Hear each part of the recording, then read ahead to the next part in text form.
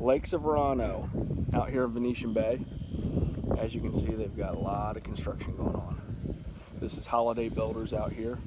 They built a great home, as you can see right here, in the mid-200s. But look at all the action happening here right now. All their homes are right along the road here. They do have a couple that are still in construction, and they have a couple for sale still. Check out how they do this. Their entrance is in the front, the garages are in the back. It's kind of a neat idea. They do that in Celebration. They did that with D.R. Horton, a couple other builders. Looks really nice. The reason why they call it Lakes of Verano is that all the homes at Holiday have a lake view. All of them. This one right here was the only one that didn't really have one, but it kind of had a little peekaboo view, as I call it.